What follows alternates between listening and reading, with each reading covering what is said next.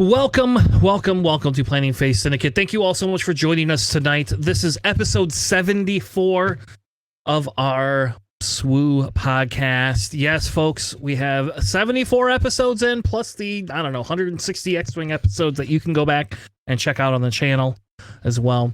Tonight, we're going to be talking about Trilogies format, though. Alex held a Trilogies tournament. We'll talk a little bit about his tournament. We're going to talk about some strategies going into that. I believe it's probably a better competitive format, and I am actually kind of hoping we get some sort of competitive event next set that involves Trilogies. If not next set, at least the set after, before we have Worlds coming back up again. So I don't know. I like the format and the idea behind it. And so we're going to kind of go over what the Trilogies is a little bit, and then we're going to actually talk about like some strategies going into how you should deck build, what decks you should place in front of your opponent, what you should ban, and why Alex thinks you should build the crappiest Django deck ever. We're also going to talk a little bit about the meta this week, kind of what came out on top, and as well as that, we are going to talk a little bit about some of the decks again, kind of for our off-meta deck segment. With that being said, please welcome to the show my co-host for tonight, Mr. Alex, the Benchwarmer. How are you tonight, sir? I'm doing okay. Got to play it in the Trilogy Store Showdown. That was really fun. I love Trilogy. And I get to play a little X-Wing, actually, earlier today. Oh, nice. That was also pretty fun. That game is just... It's so fun. I love that game so much. Not coming back to it, but very, very fun game. Well, it's funny. I've been playing in online leagues, and I just seem to be doing better and better every time. Like, I don't know what it is. Like, they changed the tie rules.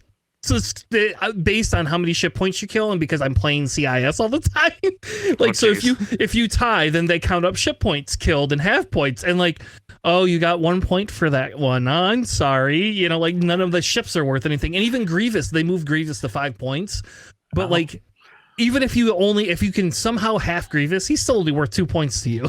So, yeah, so it's really weird because I don't know if I like that as a tiebreaker, but it has benefited me every time because I'm more ship killing oriented than I was, like the way I build my lists are not built around scenarios. They're built around, well, there's no reason to build around scenarios anymore. Yeah, like can I deny you from the scenario actions, and can I just kill your ships? Like, that's what I prefer to do. So anyway, also joining us tonight is Mr. JJ. The Giants still suck worse than the Lions. How are you tonight, Whatever, sir? Dude. Doing all right. It's been a hell of a first day, or technically second day of football. The Giants didn't do too good today, but at least we're not the Lions. And so, but yeah. So you mean the Lions still were played better than the Giants did, though, right? Marginally. Okay, I'm just saying. I'm just asking. 1 point difference. I'm going to ask the question. Okay. So who played better today, the Giants or the Lions? Anyway, going to X-Wing, I love how you fret so much. I mean, to be fair, you've gotten 2 tie games and just won on ship points alone, which is hilarious to me. That's like, it is really hard for that to even happen in the first place, and that happens to you twice in one season, back to back, and you win both of those games, which is hilarious to me. And then you're just killing it in the game, and yet you're like ever so casual about it, which is hilarious to me. But yeah, no, had a great weekend. I missed out on going on to the PQ here at Atomic Empire. Unfortunately, I just couldn't do it with family obligations and stuff this week, since I'm going to be traveling this week coming up. But I saw there was 121 players at the PQ here at Atomic Empire, and I can't wait to go over the winners list, because I actually like that particular list. It looked pretty fun. So yeah.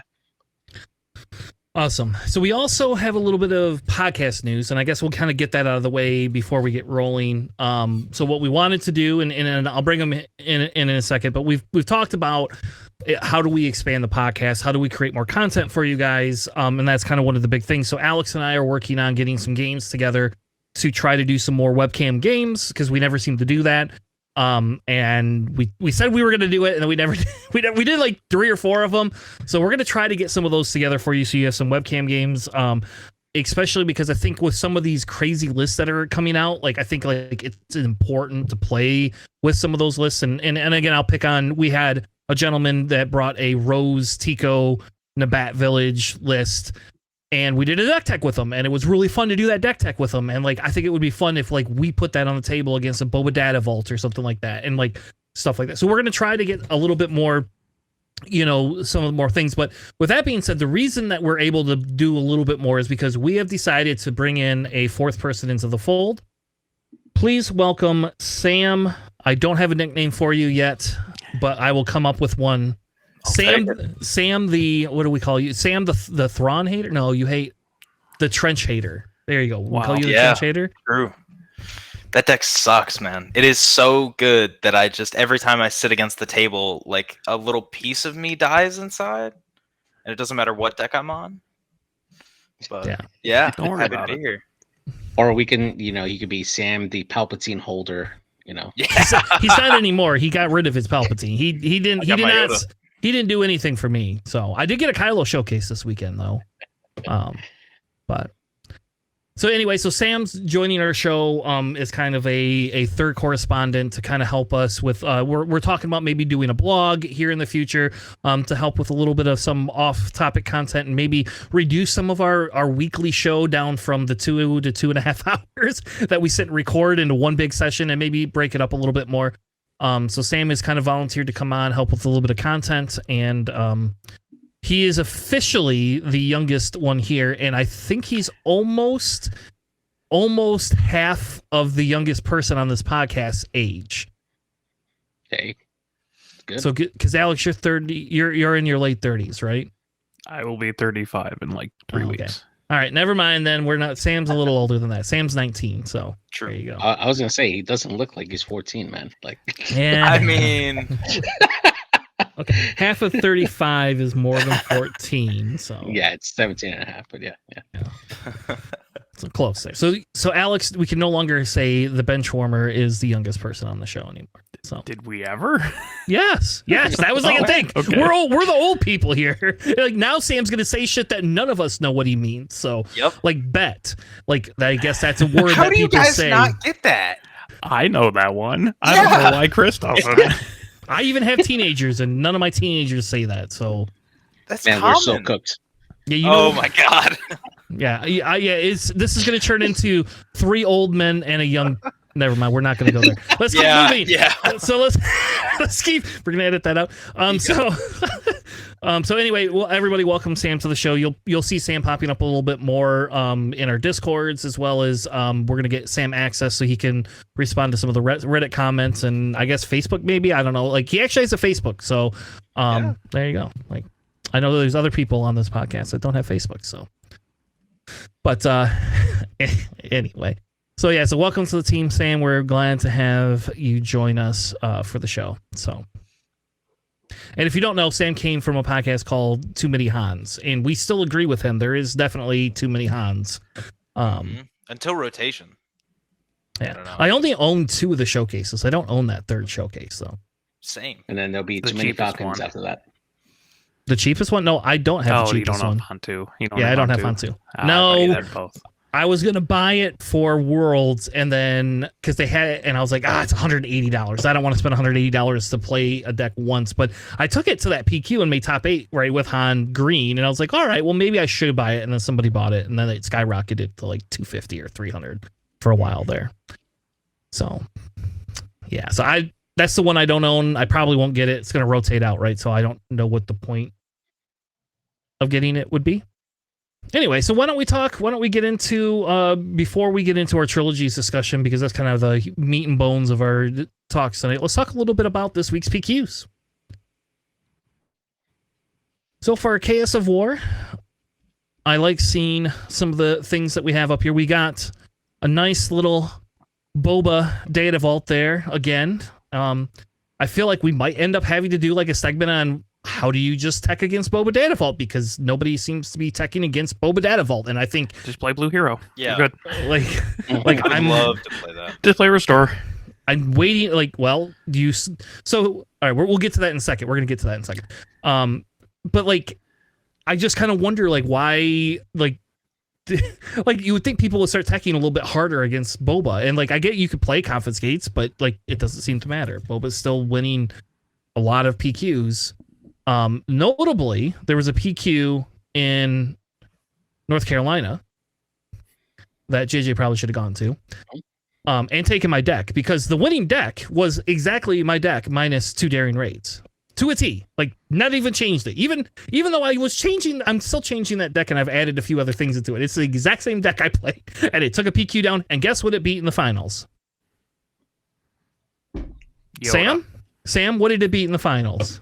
Please tell me it's not Yoda Red. It is Yoda Red. Damn it. Yep. Ah. So my version just must be a lot better against Yoda. I guess. I don't know. You just play Owen turn 1, and then you soak up any indirect, or you soak up 2 indirect on base, the rest on Owen, and then you just keep repeating that cycle until you get more units out. I don't know what to tell you. No, they didn't have Bendu in their deck. Maybe that's the problem. There you go. Oh my god. Yeah. Hey, you put Vader, or no, you put Boba on like a 3L ship. You just force throw Bendu, or no, yeah, you could put him on like you kill his fire spray, right, with 8 damage if you just force throw Bendu into it. Mm-hmm. Okay, fair enough.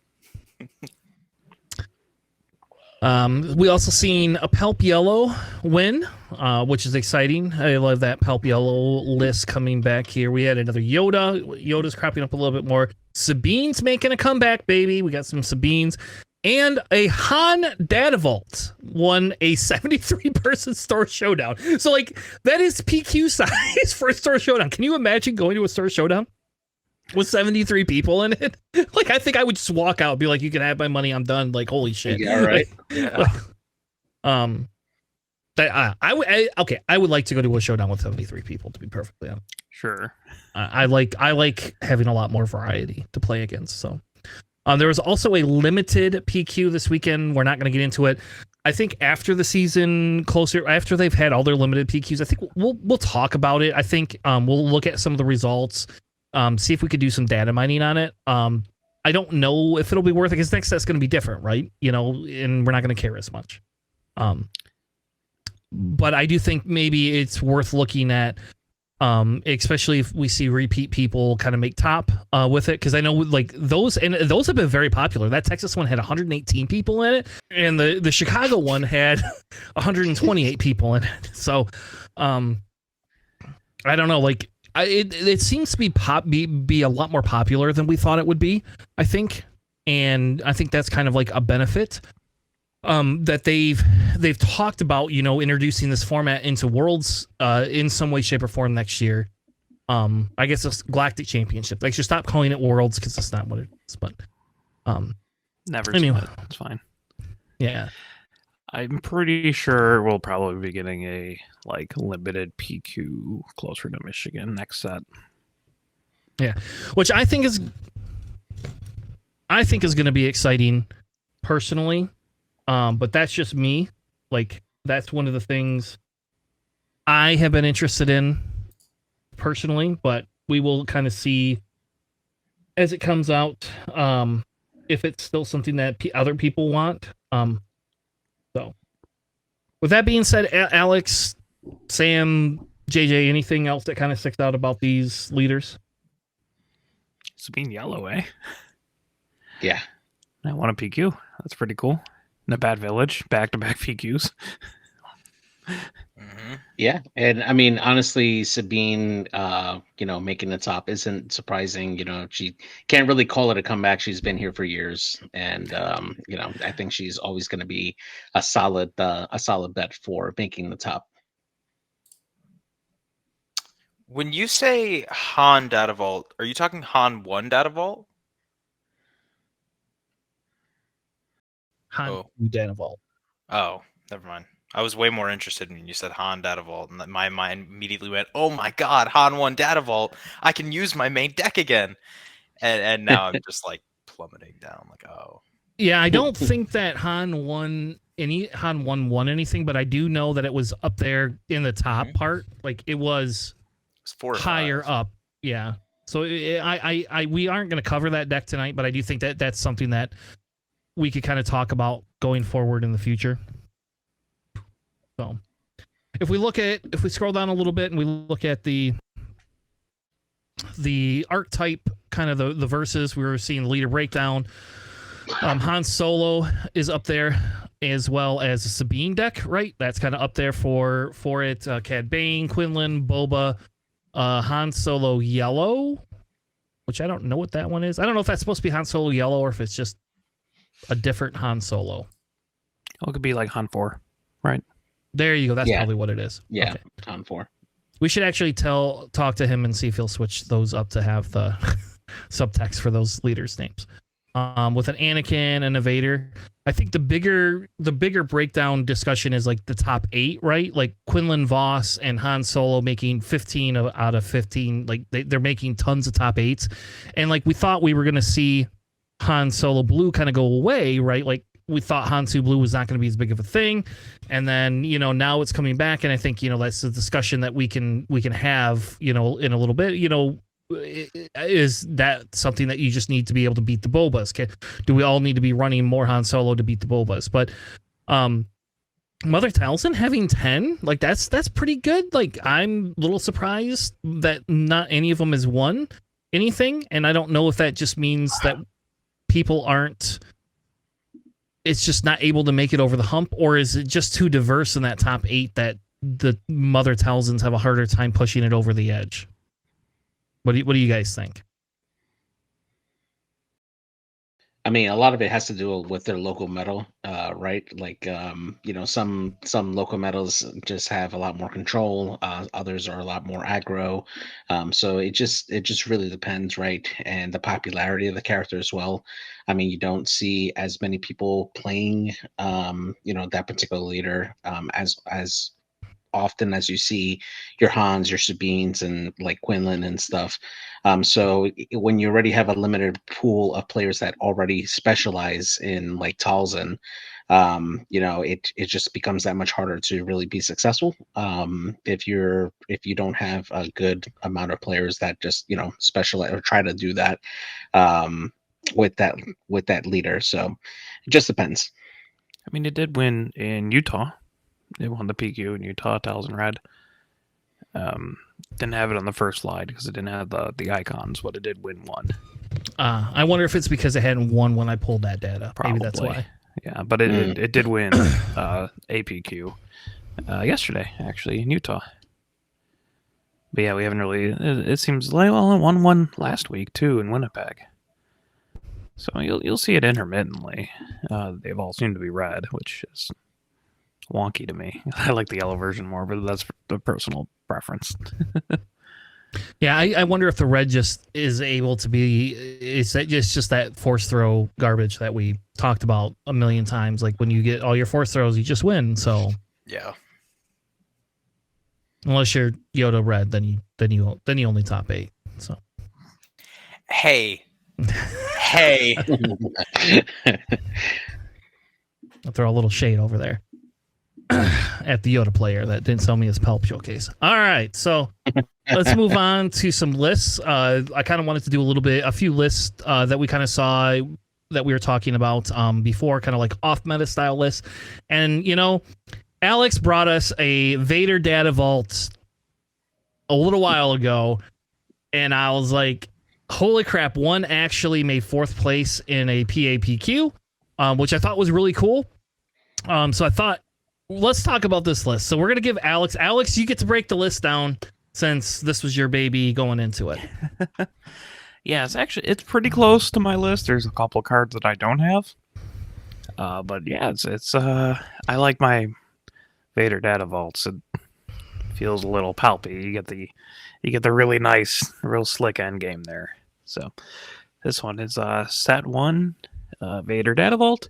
You got triple Stormtrooper, double First Order Stormtrooper, triple Salacious, double Force Throw, triple Timely, triple HK, triple Kylo Silencer, double Grand Inquisitor, triple Phase 3, triple Super Laser Attack, double Open Fire, triple Resupply, double Fallen Lightsaber, triple Agent Callus, triple Overwhelming Barrage, double Eighth Brother, triple Ruthless Raider, 1 Planetary Bombardment, just total, including sideboard.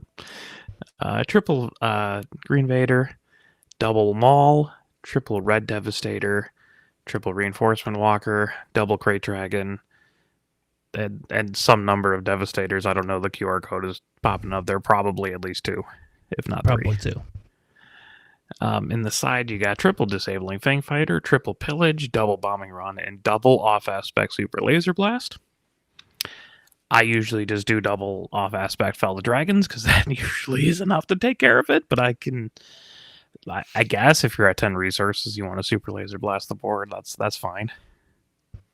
Yeah, usually Fell. Yeah, I don't know. I don't think I would do that. I think Fell is fine. Yeah, I have Fells and like Relentless and Confiscates on the side. But yeah, it's really cool. I don't have like Agent Callus and Fallen Lightsaber. I play a little bit more compact than that. But it's a fun deck. I really like the Vader Data Vaults. They can be a pain.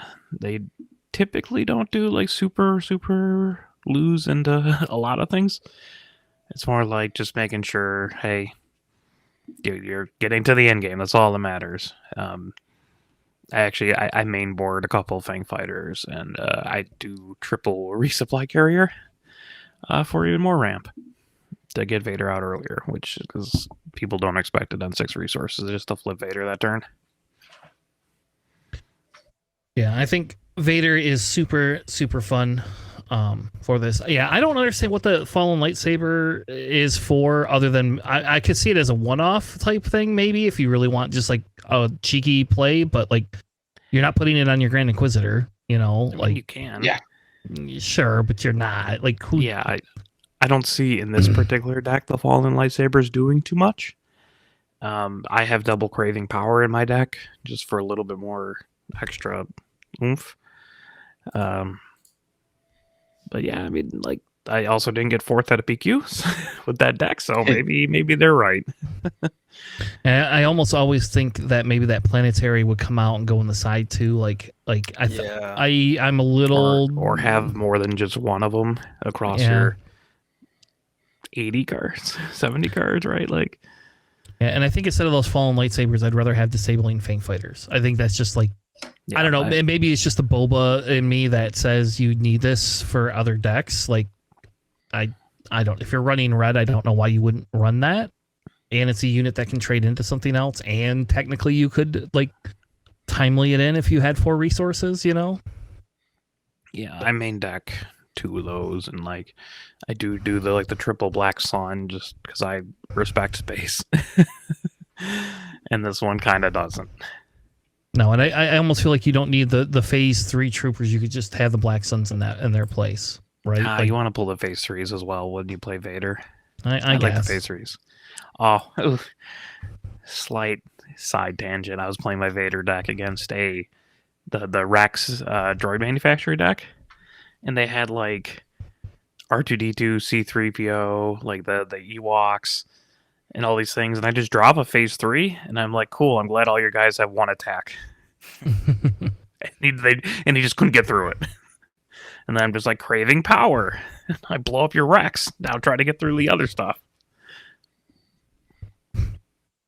So, yeah, I like the phase 3s. They're fine. But this is a fun little deck. I think, like I said, I think, people sleep on Vader. I've been playing some Vader lately because I have the showcase, so it's cool and fun. Stam could have had a showcase from Vader, but chose not to. I have one. How do you have one? How did you get one? I have one. Don't worry about it. Well, I would have sold you or traded you for one. I have 2.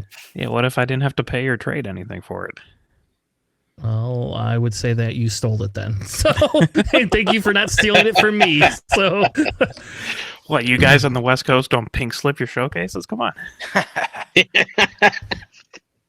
All right, well, let's move on to the next deck. We have an OB3 ECL that came in 7th place in the same PQ. And I know we have talked about this before, but I kind of still think this is interesting. And it's funny because, Sam, I think you and me and Eric were actually talking about this. Yeah. To play against, like, I was going to go to the NDPQ with a similar list, not an ECL list, but a similar OB list, just to troll Ray Tan. And all the other people that like think we should all just be playing CAD because it like beats CAD pretty good. And so anyway, so it's just kind of funny that this one showed up, except for this one's now ECL. So like this one has to be some sort of weird aggro OB or something, I guess. I don't know. I don't understand why we have ECL in this list either. So Reekin. Yeah, I mean, literally just for Riken. Maybe a little bit of Anakin too. Obi-Wan's Ether Sprite, but like those are the only think of. and it's 2 Rican. It's 2 Rican. It's not even 3 Yeah. though. Draw better. This means masterpiece. I don't know. Anyway, Sam, why don't you read the list off and talk to us a little bit about this? All right, we got Obi-Wan from Twilight, and we got Energy Conversion Lab, and they are running 1 salvage, 2 timely interventions, 2 Battlefield Marines, 3 Gungi, 3 Phoenix Squadron A-Wing, 1 Regional Governor, 3 Yaddle, 3 Blue Leader, 3 Echo Base Defender, 2 Sabine's Masterpiece, 1 Tech, 3 Yoda, 3 Power of the Dark Side out of aspect, 3 Resupply, 3 Fel the Dragons, 2 Chewbacca Pilots, 2 Obi-Wan Aether Sprite, 3 Anakins, 2 General Ricans, 3 Lukes, 2 Home Ones, and 1 Reinforcement Walker. And then in the side, we have 1 Salvage, 2 Grogu, 1 Tech, 2 Bright Hope, 2 Obi-Wan units from set 1, and then 2 Rivals Falls. I am confused on about 2 choices, and both of them are Grogu in the sideboard because you want him damaged to then do certain things, but you're healing with your ability. So I just don't really get, unless you're flipping and then healing something, putting the ping back on Grogu, and then exhausting him to put something else there. But it just seems like a whole lot of work to then ultimately get around to pinging 1 damage to a different unit. So that I don't agree with. The 1 Tech, I feel like you could just put that in the side and then main deck either another Salvage or Bright Hope or Obi-Wan Kenobi unit. I like Obi-Wan's Aether Sprite in this list because you could ambush in space, ping 1 damage on yourself, and then clear out another unit, as well as take out like a Victor Leader or something if you're playing against Vader matchups, which that seems really good against. Chewie Pilot I like. Power of the Dark Side, I know why they're doing it for the Anakin stuff, but I've just never... It's okay. And Spending 5 for a Power of the Dark Side is pretty rough in my mind. It's a thing. It's a thing now. I told you this. This is why I picked this list, Alex, is because I told you that I did not understand. Like a lot of these hero decks are now running this, and it, Yeah, like I think they're stupid. Like I don't get it. I don't. Getting the other -3 on Anakin is not a big enough opportunity cost for like running triple Power of the Dark Side.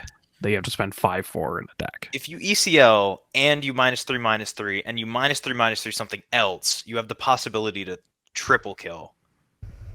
Yep. sure, but why not run something cheaper than that you could just get rid of if you're gonna Right. do Don't that? run Power of the Dark Side. Yeah. Yes, and while it's great, whatever, just can auto kill something, whether it's a leader or crate or a devastator or something, I do agree they're probably better options. Run like Salacious Yeah. Yeah. or Yeah. Super Laser Tack if you want to spend 5 on something. At least That's that ramps actually you. not a bad idea. Actually, that goes to your resources. So you don't want to do that. But like any super cheap, either like green or blue card is probably more useful than Power of the Dark Side. Palpatine's return. No. But yeah, I mean, it overall looks like a really good list. I wouldn't mind testing around with this a little bit because I always have loved Blue Hero ECL. But I'm definitely immediately doing at least 2 Salvage, 3 Timely and Battlefield Marines. I'm probably putting 2 regionals in the side over those Grogu. Like, there's a lot of changes that I would make, but as you guys like to say, I didn't make a top 8 with this list at a PQ, and so yeah, I don't know. JJ, why is there 1 regional governor in this list? just when you have all your hopes and dreams to have it come out in the beginning of your your starting hand. That's the only reason why. Same with the one reinforcement walker. You're just waiting for that to just pop up magically in your hand. The one reinforcement walker hurts me Yeah. so much. That card is so good. Yeah, Like, it really is. Yeah. it's fine. Just timely it out too. Just heal salvage. whatever. Yeah, like the one-off salvage is a little bit weird. I'm not sure if you have enough space really to justify main decking a couple salvage, in my opinion. Because like the Phoenix Squadron's okay, I guess. Don't get pinged. Like the blue leaders are really nice, and like salvaging a home one or reinforcement walker is very nice. I mean, I guess you can heal off the 1 damage with Obi-Wan. I just don't see like a high enough density of like vehicles to justify like having main deck a couple salvage when you're not like a space deck. Yeah, fair. I guess. Yeah, I mean that's my opinion. I'd also probably main deck the double Bright Hope at some point. Because Bright Hope, and then you throw Chewbacca on it, and then also you can heal it 1 turn. That's just done in Dunzo in space. I love it. Yeah, I don't Deal know. with my 5/9 unbounceable, undefeatable Bright Hope that heals 1 a turn. When that new card, what's that new card that has the incorrect text on it? That villain card, when something has become now or something like that. Yeah. Like you could put that in there and that would cost you 3 and actually do something for you. Oh, if you had plot. But yeah, you can play like Salacious. He costs 3. If you really want. I just don't see how in this very specific deck that power does much, because you don't really have other removal. And you don't want to use your units for removal because they have really low health. Like you're not full sending an Echo based defender into their units to clear the board to pay 5 for power of the dark side. Yeah. Although, to be fair, also about the sideboard Grogu's, having Obi-Wan leader flipped and Grogu backing him up seems really annoying. Yeah, but his whole gimmick is you want at least 2 damage on him, and then you can throw it on something else. And I get that can be healed from Obi-Wan leader and stuff, but like I feel like he does that enough himself. And I guess that's just me, where whenever I play Obi-Wan, I'm never really worried about him dying. With the board state that I deploy him into, at least, I have played, I would say, under 50 matches with him, but over 30. And I've never once been worried about him dying unless it was to removal. And in that case, there's nothing you can do with Grogu. Usually you just like send 2 units into him and he's done. But with like Grogu backing it up, that goes like the 3 or 4. Yeah, and that's completely fair, and that's 1000% good logic. I've just never really been worried about it. Or if you want to come to my locals, and then I can play the Annihilator when you flip your Obi-Wan. Yeah. And just blow up your Obi-Wan, and then also the Obi-Wans you have in deck. Well, not this one. They have him in the sideboard. That's true. Alex, you'd have to hold that to game 2. Don't play that on game 1, baby. All right. Well, let's keep moving on. The next list we have is the one from Spain, is Sabine Nada Village, Nabat Village. Sorry. Yeah, Nabat Village. Yeah. This is different. We're gonna let JJ go through this. This doesn't feel like a JJ deck because there's only 2 one-off cards in it. But it is so it is absolutely hilarious, because I actually was doing something very similar with Han 4 before Magog took the Han 4 to a top 8. I was doing something very similar with all the droids and Babu Frick, and it was absolutely hilarious, and nobody knows what goes on with it. So JJ, tell us about this list. Yeah, I actually found this really interesting here because it's really low to the ground for a Sabine deck, but let's go through it. So we got 3 copies of BD1, we got 3 Babu Fricks, 3 Cartel Turncoats, 3 copies of the YRV Wing there, 3 copies of R2D2 Pilot and R2D2 Ground Unit. We got 3 Daring Raids, 3 Hotshot Blasters, 3 copies of Surprise Strike. We have 3 Cassian Andors, 3 copies of the Death Space Marauders. We got 3 Millennium Millennium Falcons, 3 copies of Red 5s, only 1 Sabine's Masterpiece, 3 copies of Sanctioner Shuttle, 3 copies of the Stolen 18 Hauler, 1 Darksaber, and 3 Han Solo pilots to round off the list. And then on the sideboard, we got 3 copies of Shootdown, 3 Fang Fighters, 1 K2SO, 2 Vigilant Assault Ships, and 1 Commandeer for the sideboard on there. But yeah, it's actually really interesting to see a lot of these low to the ground, like both ground units and space units, and having R2D2 as a pilot on there as well, which allows him to have another pilot on there as well if you were to put him on a ship, but you only have Han Solo available as a pilot on this list there.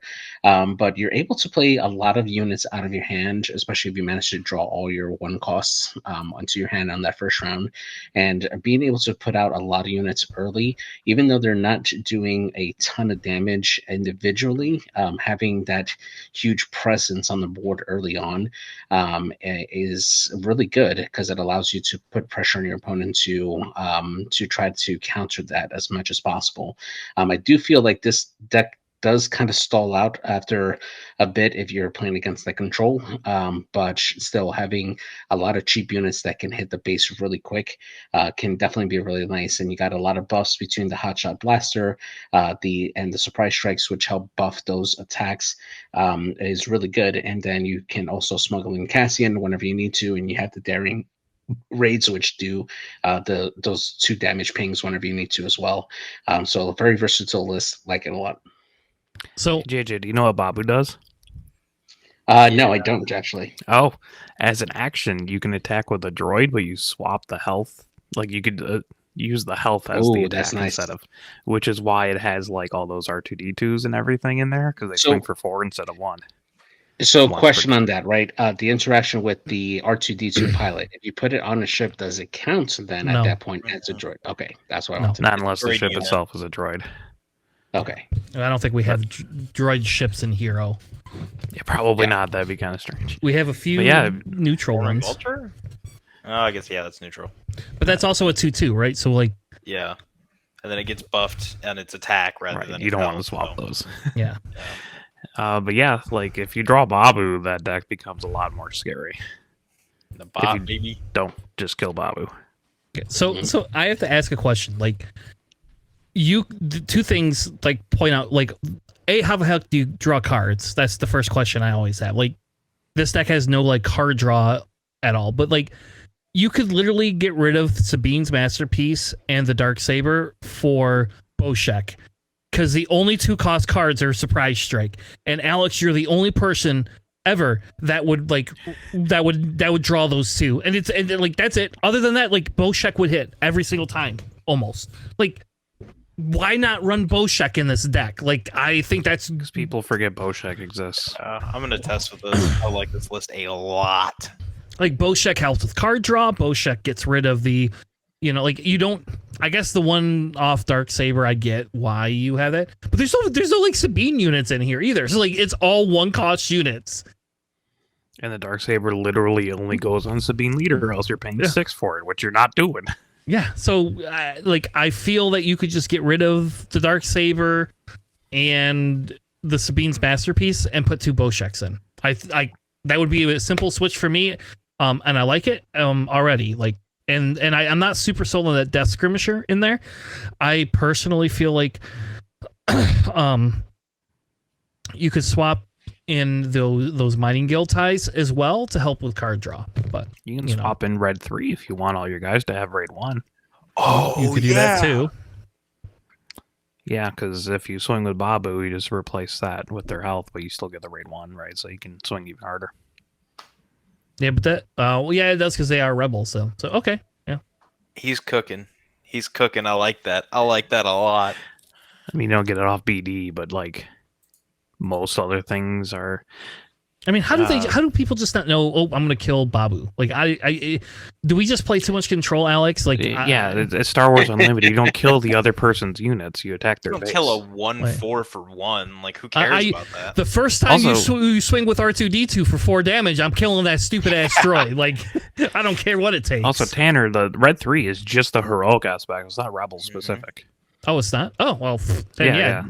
Then you don't need the red 5. You should immediately put those in there. Exactly. That squadrons. I mean, like, you Yeah. don't get it with the Crackshot V-Wing or Babu or the Hauler or the Sanctuary Shuttle, but that's it. I don't know. I like this deck too. I think this is kind of neat. I think the sideboard probably should be relooked at. Like, I'm not sold on 1K2. Like, No, like, that's one commandeer. Just- yeah. And the shoot downs seem a little bit weird because you're already pretty heavy in space. Yeah. You'd think there'd be something like rapid fires or something to help for the ground. Yeah, open fire, or you could put like those K-churn cards in there. K-turns.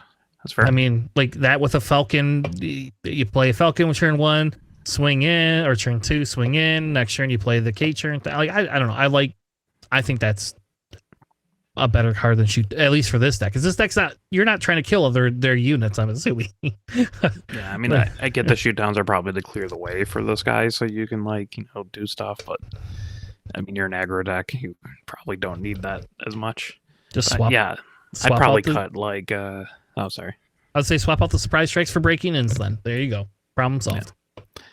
I would probably cut the Death Star skirmishers and the Sabine's Masterpiece and just run, like, double Boshak, double red 3. I'd go as far as to say cut one of the red And the 5s, Dark Saber. 3 Cut the red Dark 3. Saber. Yeah, well, I don't understand. Like, Yeah, there's cut the Dark Saber too. Yeah, just get a third Boshak or whatever. Yeah.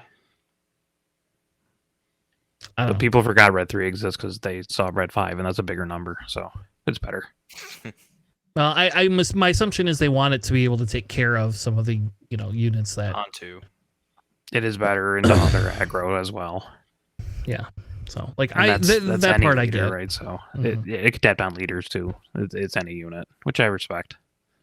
I used to run those death skirmishers in Vader at the very beginning because it was just the bet. Like, people didn't know it was coming. Now that you know it's coming, it's a little bit harder. But I guess people didn't suspect it this time, right? Because nobody else was playing it. So Right.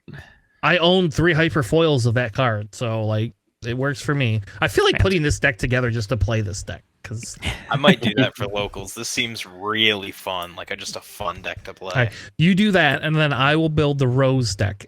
we'll play. it. We'll Yeah. play Rose against this. Oh my god. I'm down.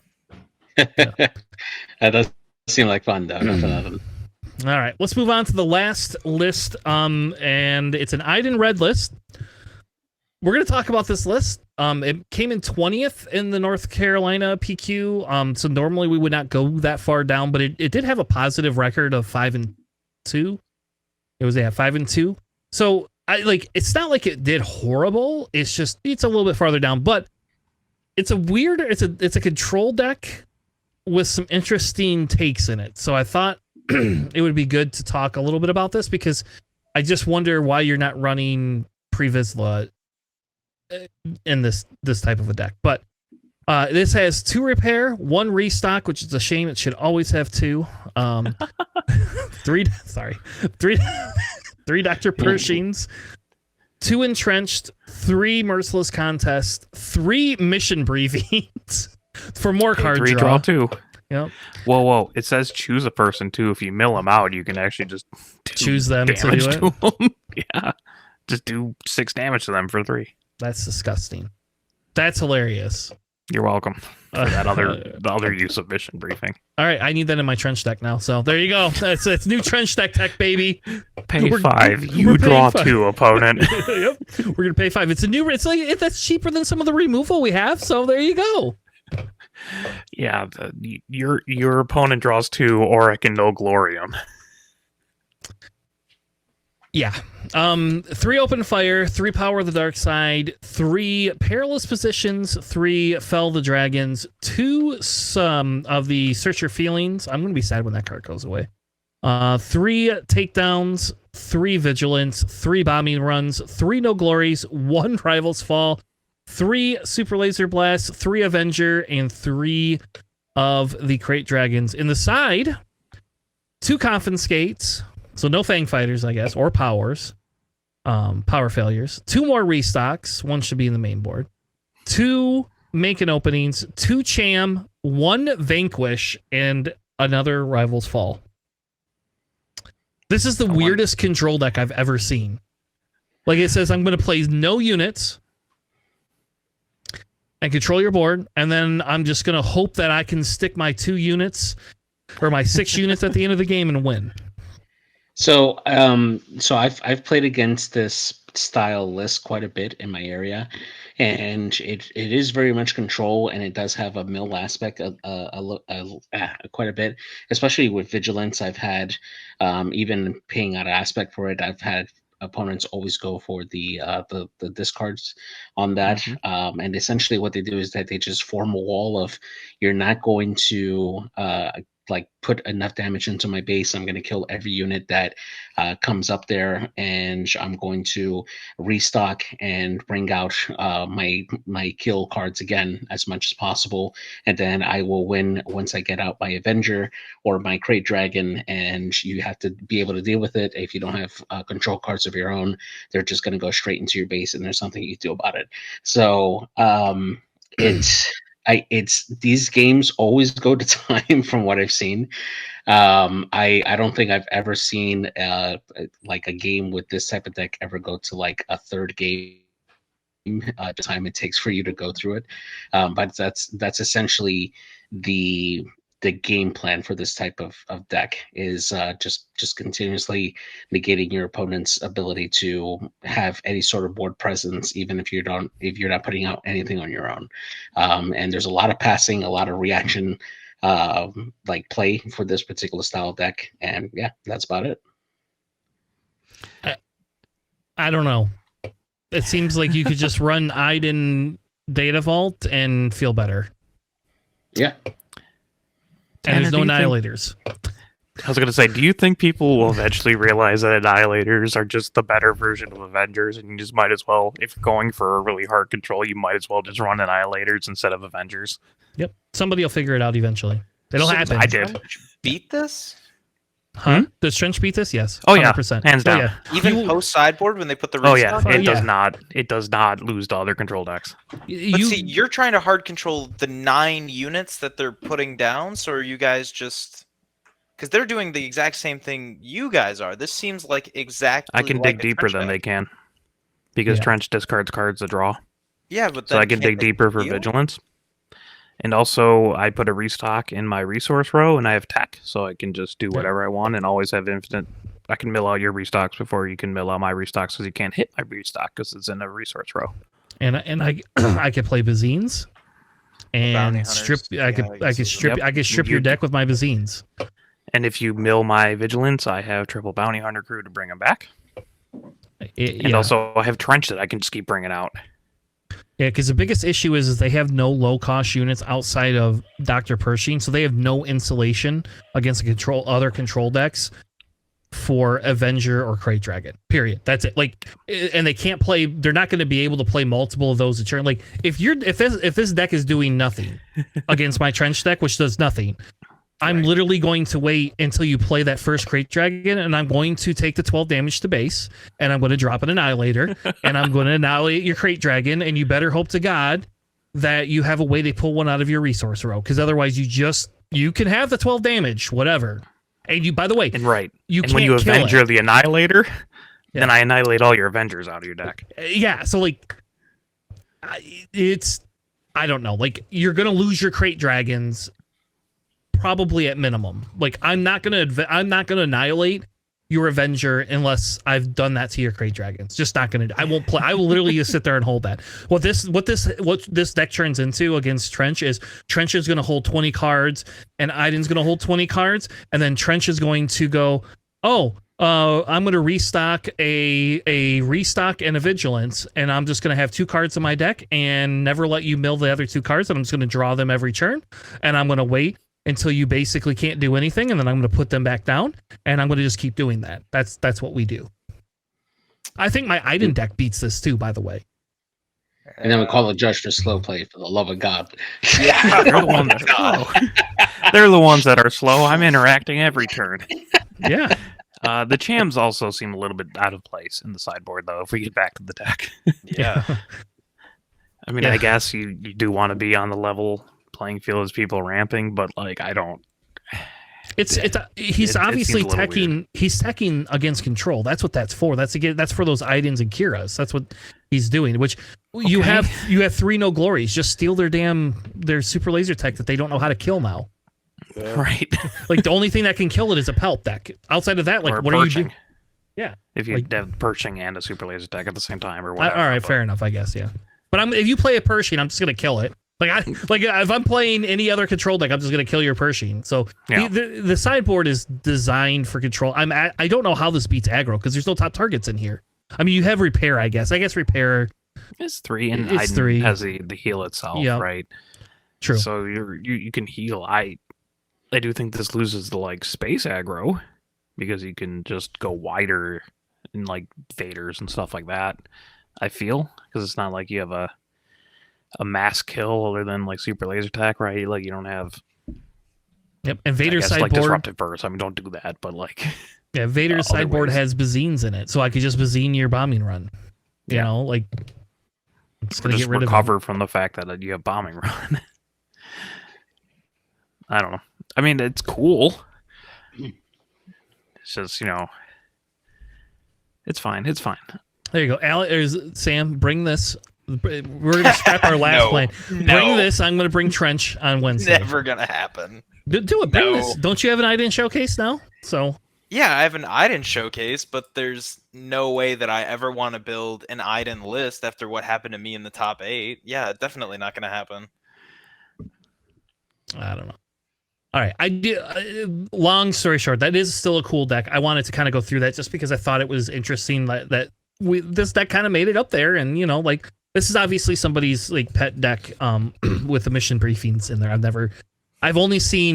I've only ever in my life seen Previs run that card, or we ran it. I played it in draft before, like I did it in draft. So, but that was about it.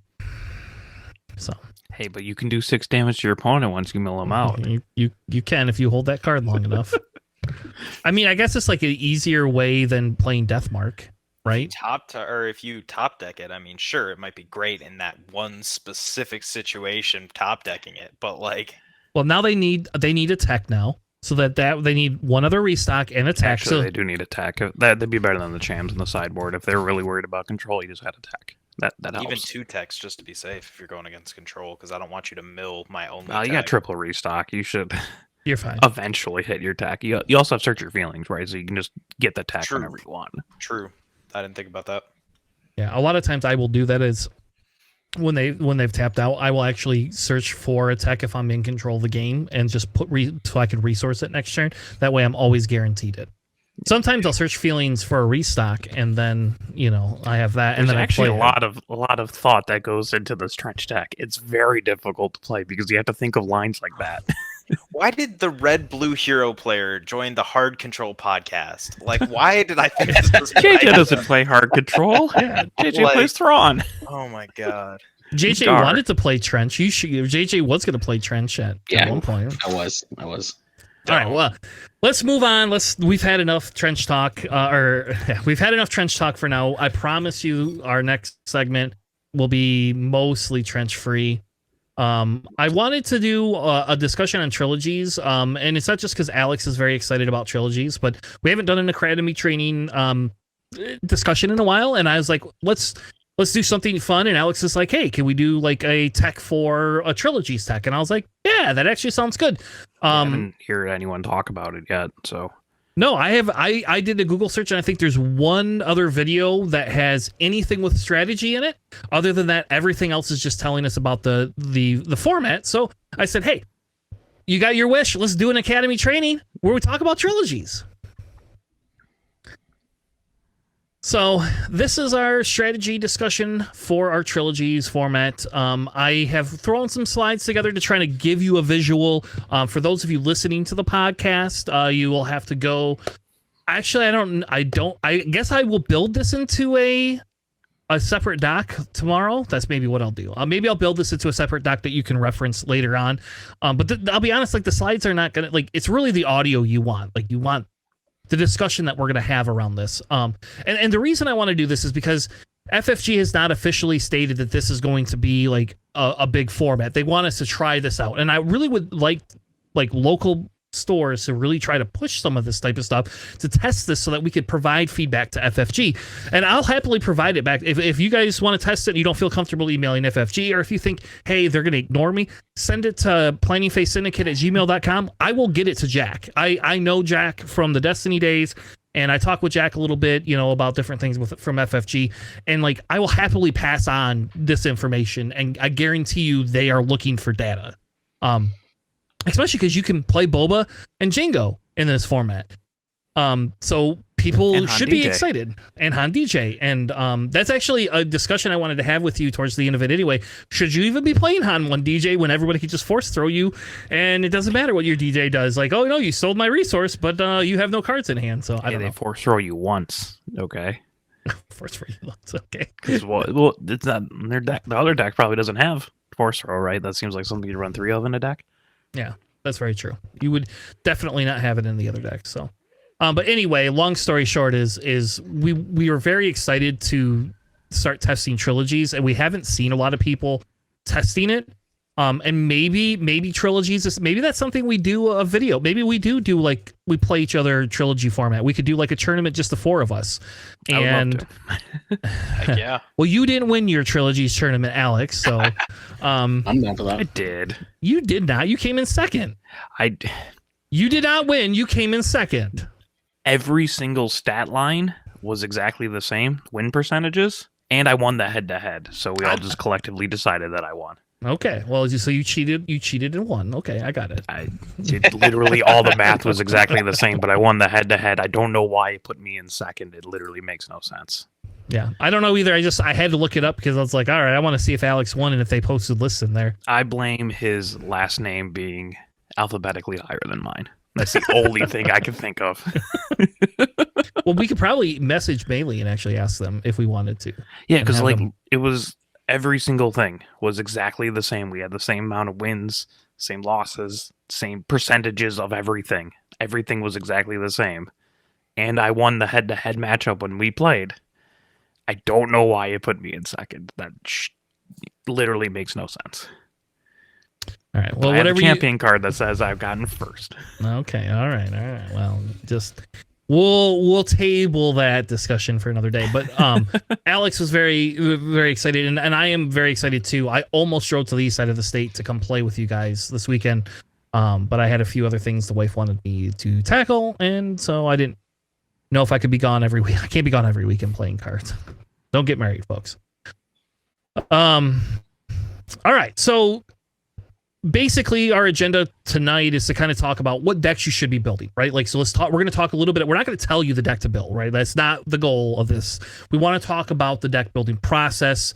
What we also want to do is talk about how do you evaluate different cards in your deck. And by that, I mean, if you have 3 decks that need Luke, you cannot put Luke in every deck unless you're just build 3 decks that need Luke. Exactly. Well, that's the whole point of this discussion, is to talk about that. And so like, but if you are building another like hero blue deck that you think could be good, like without Luke in it, right? Like, we want to talk about like what each of the cards and how they symbolize things and what you would do with them. And we have like an example that we'll go through as well. We also then want to talk a little bit about selecting what deck you should play against your opponents, right?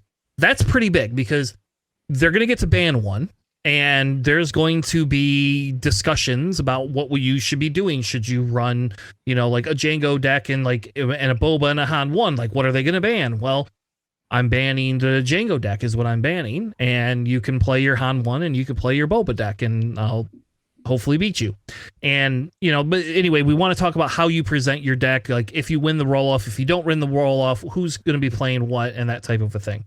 And then the last slide is kind of just like a few decoy discussions about decoy decks and other bad strategies that we've seen kind of like people talk about online.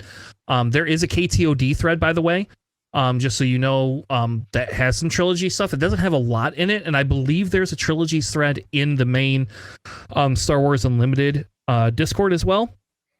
That if you want to start building towards it, those are 2 good places to start. Obviously, the one being free is probably the easiest one to get into if you don't want to pay the fee to get onto the KTOD Discord. But if you do already have the K2D membership, or if you're fine paying that fee, like they do have an active Trilogies thread that you can talk in. There is probably 10 to 12 of them that kind of talk a little bit about this on and off. And I think if more people would do it, it would become a bigger thing. As an FYI, I'm debating on hosting an online Trilogies tournament with another content creator. All of this is preliminary talk, but in the next 2 to 3 months, that could be something that you guys could see as well. So let's kick it off. Tell us, Alex, even before we talk about Trilogies deck building, tell us, what is Trilogies? So anybody that's never played Trilogies or doesn't even know it, or is falling asleep like JJ, what is the Trilogies deck? Yeah, so the Trilogy format is, it might be a little bit daunting at first, but it is you bring 3 decks. Your leaders have to be different. Your bases have to be different. Like, you can't run 2 energy conversion labs, for example. And your 3-card maximum you can have in one deck, like it normally is in Premier, is applied to all 3 decks. So one deck can have 3 open fires, or one deck can have 2 open fires, and a different deck can have 1 open fire. Right? And then when you sit down, you present your opponent with the leaders and the bases, and you both secretly choose one to ban. My locals have been doing, we choose 3 like tokens. So like 2 experience tokens, 2 shield tokens, and like 2 damage tokens. And we like put that on our leaders, and then we give our opponent the other 3 tokens, and then that way we can just drop it, and then that one gets banned, and then we get back our tokens, and then you choose one for the next round, and by just dropping one of them. And when you play against each other, you do ban 1 deck, and then you have to win your 2 games with your other 2 decks. So if you win with 1 game, you have to switch. If you lose your first game, you can switch decks if you want, but regardless, you do have to win with both decks. And that's Trilogy. It's best. There's no sideboards or anything, because once you win with a deck, you can't play it anymore, so there's nothing to side in and out. And that's it. It's very, very fun. It is a lot more strategy than just bring like 3 of the best decks. Question. Sure. Let's say I'm glutton for punishment here, and I want to go Mother Talzin, red 4 space, Yoda, red 4 space, and for some reason, Luke 1, red 4 space, because it is a common 4 space. Am I able to do that, even though there is only 2 red 4 spaces? I believe you aren't. I believe you cannot have 2 of the same name bases, if I recall correctly, because that was actually brought up by one of my locals recently, and he's just like, yeah, according to the rules, you cannot have the same named base. And I'm like, wow, that seems a little bit strange, but yeah, I guess if you really want to try to run 3 of the same colored 4 space, you probably won't. I like that. So no, yeah. Sam, you cannot bring Mother Talzin and Yoda Red to the Trilogy showdown. Oh no, I can. Oh, you can do both. You just can't do a third one. Because you have like the Vader Fortress and the other red one, whose name I don't remember. Yeah. So the first question I have is before we kind of get into it, is do you want to tell everybody the 3 decks that you ran or some of that, or do we want to cover that kind of towards the end? We'll cover that when we're like building decks discussion. Okay. So cool. So let's talk about deck building then, right? Alex, tell us a little bit about the deck building aspect, because you know me, and I'm going to want to run all control if I can. God, but it's going to be really hard to do because I only have annoying. vigilance. I can only have vigilance in 1 deck. Yeah, that's why you run the Vader Data Vault and the Trench, and then like Yoda Red. Yeah, no. So for your basic deck building stuff, it is significantly easier if you just think about archetypes instead of like very specific lists, right? because something like a space aggro deck, right? That you can have different leaders, different versions of it. You can run like Kaz Red. You could do Von Reg Green, right? Poe ECL. You have Vader Yellow. So there's easier ways to like try to work around decks like that. Like Vader Yellow doesn't typically share a lot with something like Poe ECL or Luke Pilot Green or something like that. So you have a lot of play you can do with early, like Han 4 Red, like Han 4 Tarkentown, and Vader Yellow don't really share too much. Maybe like the Y Wings, and depending on how crazy you want to get, maybe some other cards. But there's a lot less overlap than you'd expect.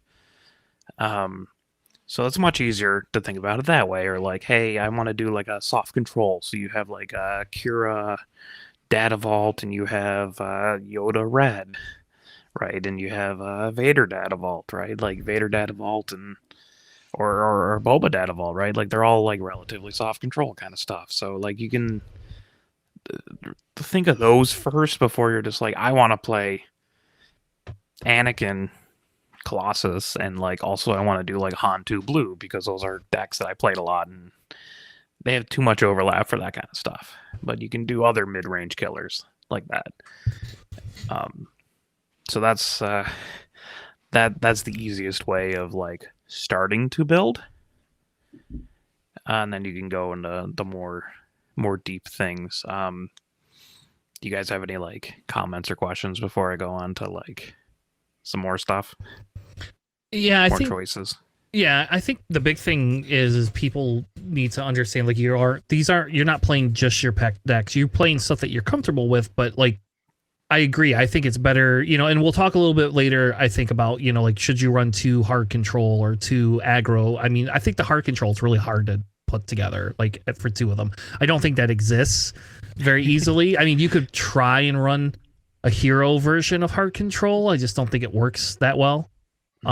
Yeah, especially if you're limited on your vigilances. Yeah. And I think like one of the things is like if you look at my built decks, I have a Boba Data Vault built.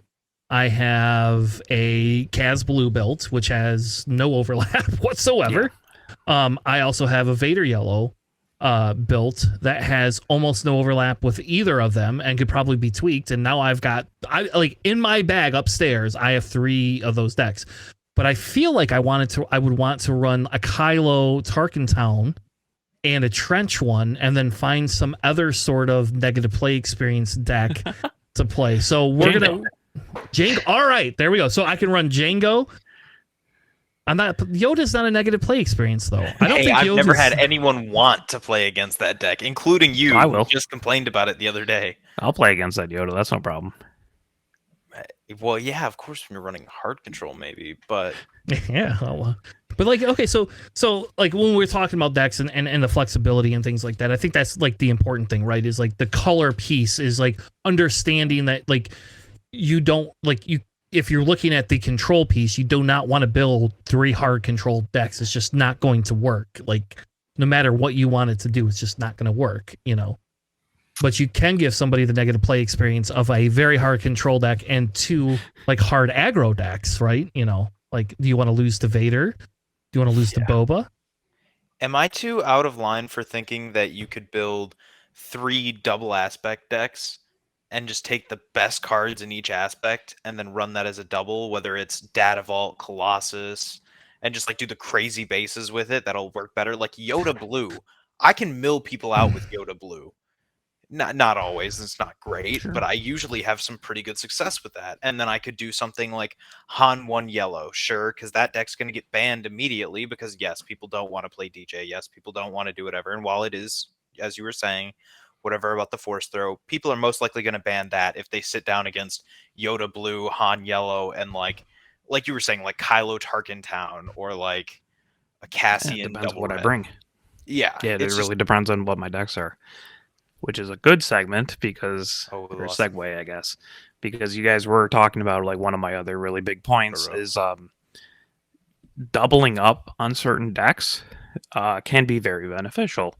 Mm-hmm. Like space aggro, right? If you have a Han 1 Tarkentown and Vader Vader Yeah. Pilot Yellow, right? That is, a lot of decks just don't naturally have the ability to deal with a space aggro deck. A lot of people just sideboard for that kind of stuff. So if you bring 2 of those, your opponent, you kind of force your opponent to either have a deck that deals well with space aggro or to ban one of your space aggro decks. And that's roughly like a free win for you. Yeah. Right? Like, it's a little bit difficult to maneuver sometimes, and depending on how you build your decks. But having like a doubled up on something very difficult, a little bit harder to do with hard control because, vigilance and whatnot. But like having like a Kylo or like like Kylo Tarkentown, like a Grand Inquisitor set 1 Jeddah City deck, Mhm. and also Now we're like talking. Kaz Blue or something, right? Like those are all just like really hard aggro, and not a lot of decks are able to deal with that. So like if you double up on something like that, it's not literally a free win, but it like your matchups are really good, right? Like Yeah. if you're playing a force base, you generally don't have enough space units to deal with space aggro. That's generally in the side, right? So like if you're bringing just like your premier deck, you might just get hosed by someone who's just playing a bunch of space aggro or like heavy aggro kind of stuff. Which brings me to the next point of making more of a generic toolboxy deck that if you don't have like hyper specialized decks or like a lot of ideas or like some weird stuff like I would play generally, like toolboxy decks, the more generic they are, the better they are into a wider field, but not specifically very good into things. So that's more like a skill on you to maneuver your mid-range deck into their mid-range deck and ultimately beat them kind of thing. But something like my Ray Blue Security Complex deck, right? That's it, very, very good into aggro. Generally beats all the other mid-range game, but like can lose to control. But I have cards in there that like will short it up, right? Like I could play Vigilance for 4, and they can only play it for 6, right? So if I start milling them faster, kind of stuff, you want those general things. Like my Qui-Gon Blue deck is designed to be very good into other mid-range decks. So if you have like a mid-range killer like that, like it's toolboxy, it's designed to beat aggro and mid-range, or like you can have an aggro deck that's very good into a lot of mid-range, but also very good into control and try to hedge your bets with that kind of stuff. And that's like the more deeper strategy of just how you are building your decks. And then obviously there can be overlap for things, right? Like in my case, I have Owen Lars in my Ray deck, and I have Owen Lars in my Gar Saxon ECL deck. In the Ray deck, it's more for the restore and the fact that it costs 1, so I can add an experience on it, more so than I get to draw a force unit off of that. It's a nice bonus, but so I can swap like Owen with Moisture Farmer and then keep my Owens in my Gar Saxon deck, because the Gar Saxon deck, I actually want the force draw off of that because I want to get to my Vaders and my Mauls if I didn't draw them already. Yeah. As opposed to Ray, who's just restoring. Yes. And it's the same way as if you wanted the card draw, you could run Key instead, like as a card draw option, right? If that's what you were using Owen for.